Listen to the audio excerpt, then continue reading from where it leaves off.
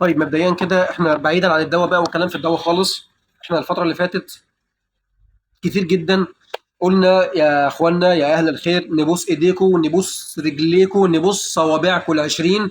بلاش نسيب تليفوناتنا في ايدين عيالنا صغيرين. تمام، يعني من كام يوم حصلت، مش هقول لكم بقى فضيحة بمعنى الفضيحة لانه محدش متسبب فيها بمزاجه، لا هي العملية غصب عنه. تمام.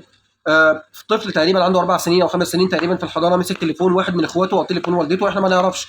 الولد مسك التليفون وفتحه، وللاسف فتح لايف وهو ما يعرفش.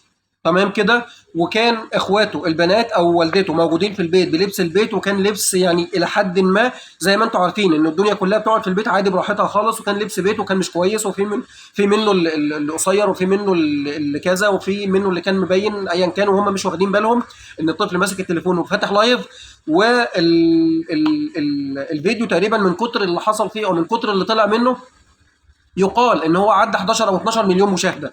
فطبيعي احنا بالنسبه لنا دلوقتي بدل ما نركن نفسنا شويه معلش يعني، ونتبع الاصول ونتبع ال الاخلاق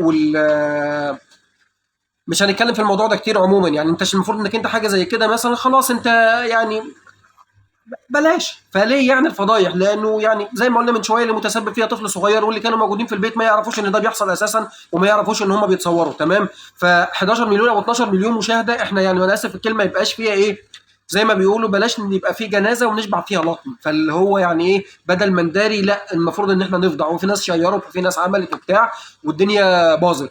فلو سمحتوا لو سمحتوا نبوس ايديكم ورجليكم كمان مره، بلاش نسيب تليفوناتنا، وخاصه اللي مش معمول لها مثلا باسورد، سواء كان بالرقم او بالرمز او او ببصمه الوش مثلا، في ايدين اطفال صغيرين ما يعرفوش هم بيعملوا فيها ايه. الولد فتح لايف وعمل اللي عمله وصور وبتاع والدنيا كلها مش واخده بالها، ونشر في الاخر ولا كأن اي حاجه حصلت. فدلوقتي الناس اللي حصل معاهم الكلام ده، يعني البنات والام اللي كانوا قاعدين براحتهم ولابسين لبس مثلا في البيت عادي جدا، مش هقول لبس مثلا مش كويس، لا هو لبس بيت، بس طبعا بسبب اللي حصل ده يا ريت نراجع نفسنا ونفكر 1000 مره قبل ما نسيب تليفوناتنا في ايدينا الاطفال الصغيرين اللي ما يعرفوش يتعاملوا معاها. ودمتم شكرا.